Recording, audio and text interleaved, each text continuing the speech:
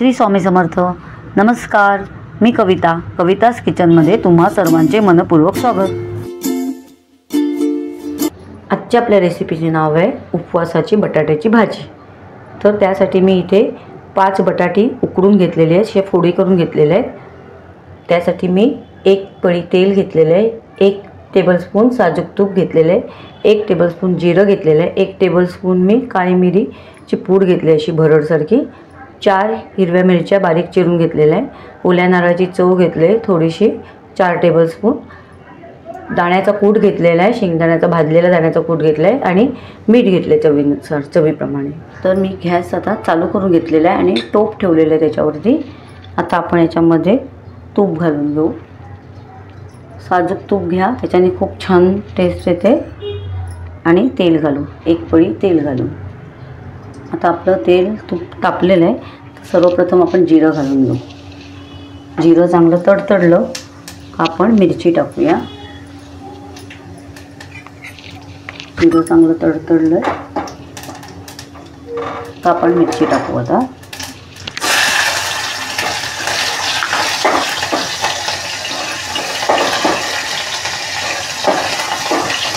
गॅसची फ्लेम बारीक करू, मिरची चांगली फ्राय करून घ्यायची, मग भाजीला मस्त छान टेस्ट येते जिऱ्याच्या आणि मिरचीच्या।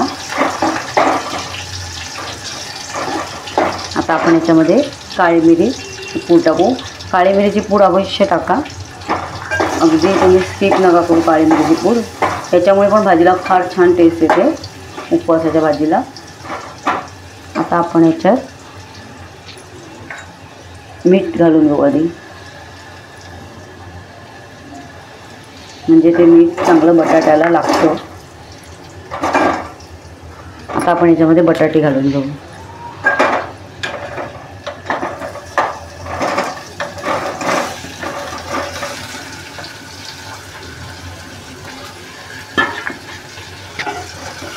चांगलं हे बटाटे सगळे फिरून घेऊ चांगले। आता आपण ओल्या नारळाची चव टाकूया आणि दाण्याचा कूट टाकूया। छान लागते भाजी, तिखट तिखट अशी मस्त लागते आणि पोटभरीचं काम आहे। अशी नुसती पण तुम्ही खाऊ शकता, दह्यासोबत, दही नसेल तर नुसती पण अशी छान लागते। सुक्की भाजी, उपवासाची सुक्की भाजी। जर राजगिरीच्या पुऱ्या केल्या तर पुऱ्यांसोबत पण ही भाजी छान लागते। आता आपण याला वाफेवर ठेवू। आपण मीठ घातलेलं अगोदर, झाली आपली वाफ, 1 वाफ घेतली आपण।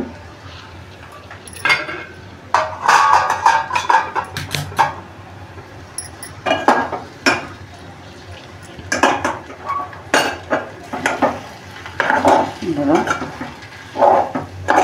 मस्त झणझणीत आणि छान, मस्त खायला खूप छान लागते। नक्की ट्राय करा तुम्ही। काळी मिरी टाका आवर्जून। झाली आपली भाजी, आपण गॅस बंद करू।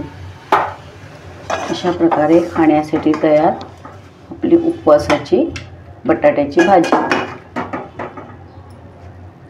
खूप छान लागते, अशा प्रकारे करून बघा, पोट पण भरतं आणि चवीला पण 1 नंबर लागते। काळी मिरी टाकायची, त्याच्याने खूप छान चव लागते। ज्यांना तिखट तिखट खायची सवय त्यांच्यासाठी तर एकदम मस्तच।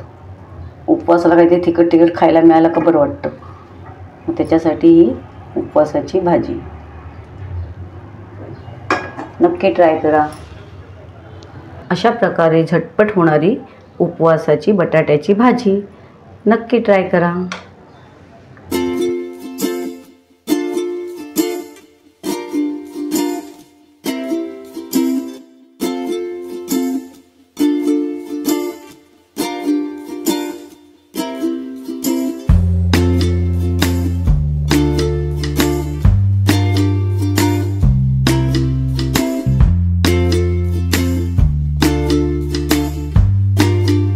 तुम्हाला जर माझ्या रेसिपीज आवडत असतील तर अशाच गोड तिखट नवनवीन रेसिपीज पाहण्यासाठी तुम्ही माझ्या चॅनलला सबस्क्राईब करा आणि बेल आयकॉनला प्रेस करा.